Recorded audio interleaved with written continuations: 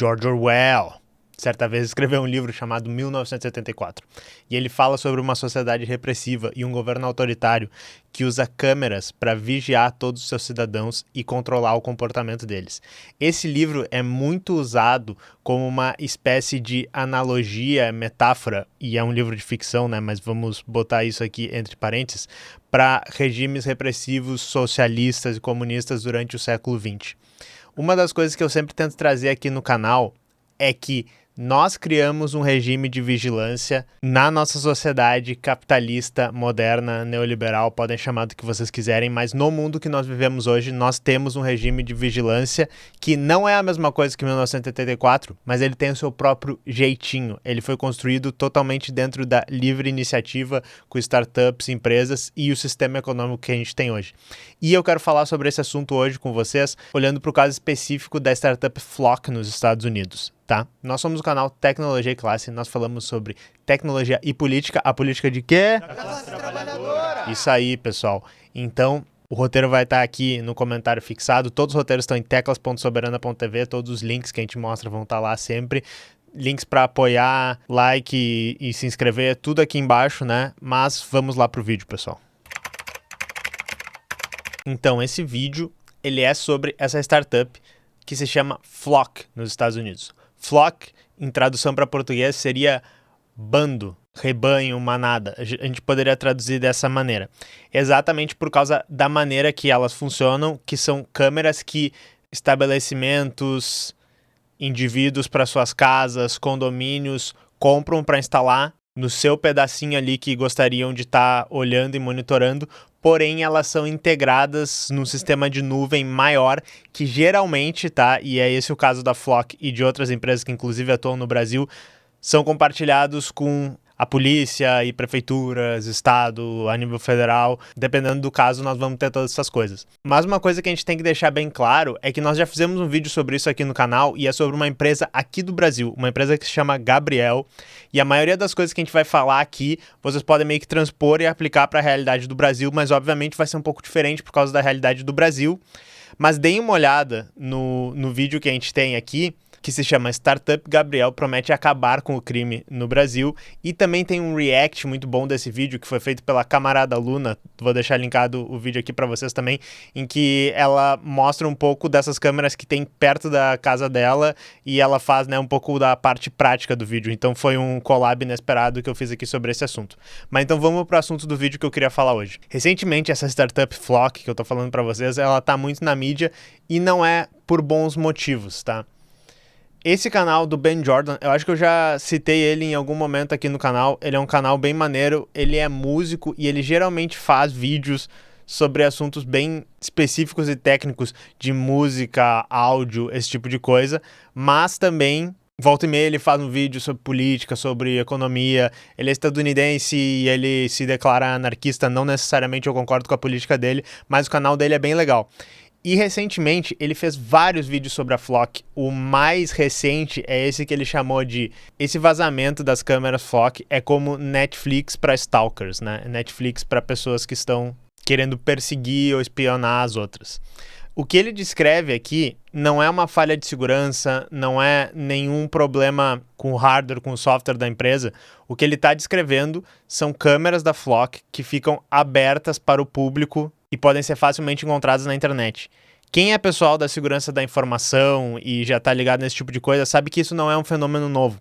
Ele inclusive mostra, né, que tem um site que se chama Shodan e esse site ele agrupa e permite tu buscar dispositivos que estão abertos para a rede, que geralmente são dispositivos de smart devices, câmeras, todo esse tipo de coisa, que deveriam ter senha, deveriam não estar com a segurança padrão, né? Então deveriam estar fechados, mas muitas vezes as pessoas só conectam na rede e veem que está funcionando e não botam senha, não botam segurança nenhuma.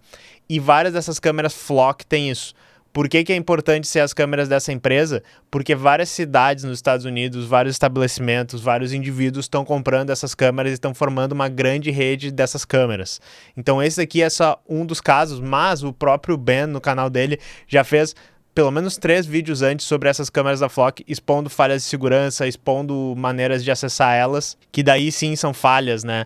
Mas esse vídeo é bem interessante, eu recomendo se vocês verem esse dele ou a entrevista que ele fez sobre esse assunto no 404 Media, que é um outro site que eu tô sempre citando e acompanho bastante, vocês vão ver ele descrevendo esses casos onde era muito fácil monitorar o comportamento das pessoas, ver as pessoas por essas câmeras. Outra coisa que é interessante é que isso não é só uma câmera IP normal que nem a gente estava acostumado.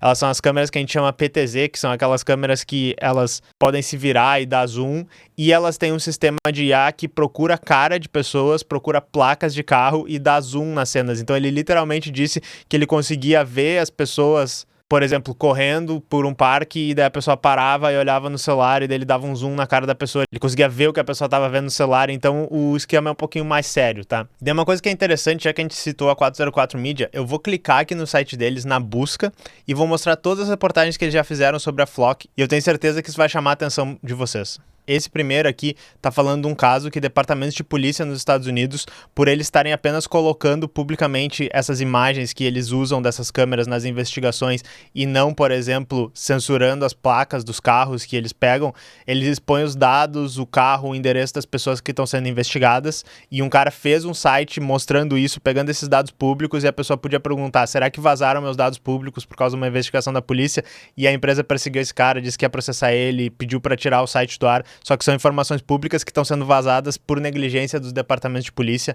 Esse aqui que vocês estão vendo, o GIF da pessoa abanando para a câmera, é a reportagem sobre o negócio que o Ben Jordan estava falando, das câmeras que são abertas para a internet. Esse aqui eles fizeram uma reportagem sobre uma coisa que a gente sempre fala para vocês, mas eles pagando pessoas em outros países muito pouco dinheiro para fazer o tagueamento das fotos e ajudar a treinar os modelos de IA. Essa outra aqui está falando como departamentos de polícia usaram essas câmeras específicas para fazer o monitoramento de pessoas que estavam fazendo naquele protesto No Kings contra o Donald Trump. Aqui tá falando sobre as cidades que têm esses sistemas de câmeras integradas. Aqui tá falando sobre como a ICE, o departamento que tá deportando os imigrantes lá nos Estados Unidos, e eu sempre falo pra vocês, ela é uma polícia política do Donald Trump, tem usado os dados dessas câmeras, tem integrado com os dados dessas câmeras pra perseguir essas pessoas. Aqui sobre como a polícia do Texas usou esse tipo de câmera pra monitorar uma mulher que queria fazer um aborto, que é ilegal lá no estado, e daí eles viram ela nas câmeras, estavam tentando usar esses dados pra prender ela. Enfim, vários casos sobre essas câmeras, só para vocês entenderem mais ou menos por que todo dia tá saindo na mídia essa startup. E assim, esses são todos os casos, né? Eu não queria ficar muito falando sobre isso. O que eu queria conversar um pouco aqui com vocês é que será que essa empresa ela só é extremamente irresponsável e tá só se preocupando com o lucro dela, não tá investindo em segurança e daí tá constantemente pisando na bola? Talvez, tá, pessoal? A gente podia fazer uma navalha de Ockham aqui e chegar à conclusão que sim, é porque eles não querem contratar segurança, né? Eles não se importam. Porém, uma das coisas que tem acontecido agora nos Estados Unidos é exatamente isso que eu falei quando eu estava falando da ICE para vocês, que é uma vigilância e controle das populações marginalizadas, que seriam os imigrantes, seriam as pessoas que mesmo que elas sejam naturalizadas nos Estados Unidos, mesmo que elas sejam segunda geração, elas nasceram lá nos Estados Unidos por causa da cor da pele dela, por causa da etnia delas, por causa, né, da maneira como os estadunidenses brancos veem essas pessoas, eles consideram elas imigrantes, né, eles marginalizam essas pessoas. Esse tipo de sistema ajuda a fazer uma vigilância de uma maneira distribuída, que se vocês pensarem já é um modelo que a ICE do Donald Trump está funcionando, porque a ICE é um departamento muito novo, tá? Ele começou em 2003. E hoje ele tem sido usado como se fosse uma nova agência que está cada vez mais militarizada e mais politizada, em que é muito fácil de entrar pessoas que estão a fim de basicamente se alinhar com os interesses do Donald Trump de deportar esses imigrantes e de reprimir esses imigrantes. Então hoje a ICE ela é repressão e terrorismo de Estado contra imigrantes e inimigos políticos do Donald Trump, feitos por meio que uma milícia que é organizada de uma maneira meio obscura, porque várias vezes as pessoas que chegam e dizem que são ICE, elas vão ser pessoas que estão mascaradas, vão ser pessoas que não vão estar com uma insígnia, não vão ser pessoas que vão ter um nome ali, e elas agem de uma maneira misturada com justiceiro e com influencer. Às vezes elas estão gravando, às vezes elas estão pressionando as pessoas, porque não é uma coisa legal mesmo, é uma coisa de intimidação política e violenta que eles fazem. Então, na realidade, se vocês pensarem, esse tipo de startup como a Flock, ele está muito bem adaptado a esse clima dos Estados Unidos.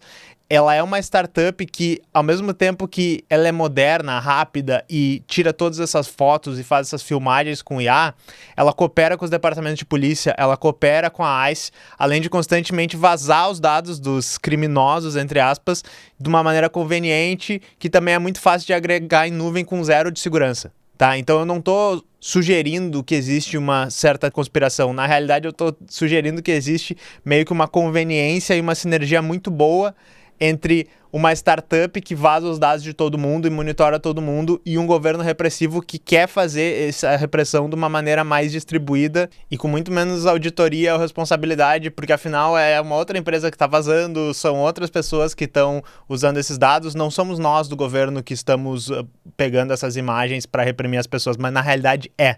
E isso que me interessa tanto, porque isso é um exemplo de como, 1984, George Orwell, ele está aqui, mas ninguém na mídia e nos jornais, e principalmente lá nos Estados Unidos, vai falar que isso é um regime de repressão autoritário, como geralmente eles vão se referir à China ou qualquer outro inimigo dos Estados Unidos.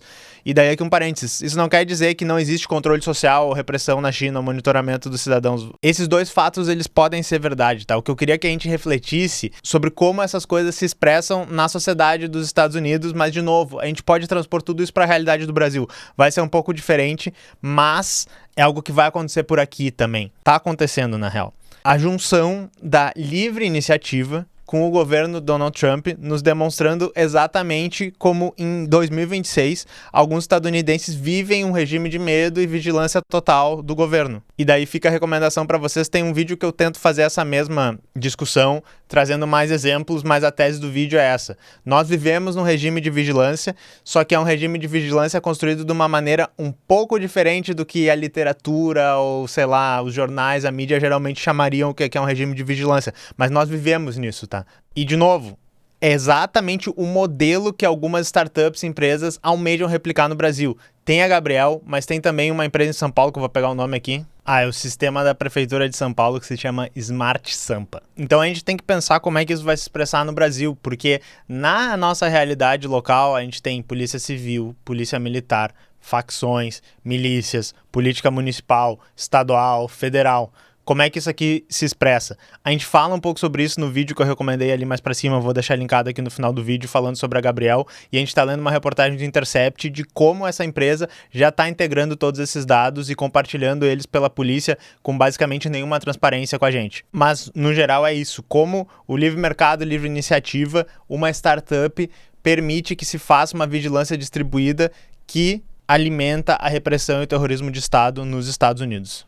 Fala pessoal, Zavak do Mundo da Edição aqui. Uma coisa que eu pensei também aqui quando eu tava finalizando esse vídeo é que eu sei que muitas pessoas que vão dizer, por exemplo, a esquerda não sabe falar sobre o tema segurança pública, a esquerda não tem resposta para segurança pública, provavelmente vão ver isso que eu tô dizendo e vão falar, mas essas câmeras todas vão deixar as pessoas mais seguras nos bairros, essas câmeras todas no meu bairro, elas vão fazer eu me sentir mais seguro, e o fato da polícia ter acesso a todas essas informações e poder usar essas informações vai permitir que eles possam agir melhor na repressão ao crime. Isso aqui para mim é muito análogo à maneira como a direita quer lidar com a segurança pública, que é sempre com mais repressão, com mais policiais e com mais violência. Vocês podem transpor isso mais ou menos para a questão da vigilância. Muitas pessoas veem a vigilância exacerbada, inclusive a própria Gabriel, se vocês verem o marketing que essa empresa faz, é muito focado nessa questão de que com mais vigilância, com mais câmeras, se tudo estiver filmado o tempo inteiro e esse dado estiver integrado com as autoridades, a gente vai reduzir a violência. Só que o que vocês têm que se ligar, e os Estados Unidos é o exemplo de como isso está dando errado, é que essa repressão e essa vigilância, ela sempre vai se expressar de uma maneira mais violenta e mais ilegal nos grupos que são marginalizados. Então, nos Estados Unidos, são os imigrantes, os inimigos políticos do Donald Trump que estão sofrendo com esse tipo de coisa e que essa empresa está sendo usada para reprimir eles. No Brasil, a gente vai ter isso como uma guerra à pobreza e como uma repressão das pessoas marginalizadas, faveladas, nas quebradas. Eu acredito que essa é mais ou menos a transposição do que essa vigilância exacerbada e essa repressão vai significar no Brasil. Porque, uma pessoa de classe média alta que tem essas câmeras no seu bairro e para ela não tem nada a temer porque ela sabe que a polícia nunca viria bater na porta da casa dela para fazer alguma arbitrariedade, essas câmeras são ótimas, elas dão uma deliciosa sensação de segurança. Mas para uma pessoa que já é alvo da polícia, que já é discriminada, elas significam um sistema de repressão autoritário 1984. É isso mais ou menos que é o tema do vídeo e essa é a minha resposta para os potenciais comentários que podem aparecer sobre esse assunto. Então esse é o tópico de hoje, bem alegre, bem leve, descontraído. Essa semana eu tava tentando trazer só uns assuntos assim mais alegres para não abaixar a vibe e tal, mas não dá, pessoal. A gente tem que trazer algumas coisas mais sérias, né? Se vocês têm sugestões de coisas legais, de assuntos interessantes que não deixam a vibe tão para baixo, de repente deixa nos comentários, nós podemos fazer mais vídeos. Mas enfim, né? Como falamos de tecnologia e política da classe trabalhadora, as notícias elas nem sempre vão ser boas, tá? Eu espero que vocês entendam. Muito obrigado por acompanharem o canal e nós nos vemos na próxima.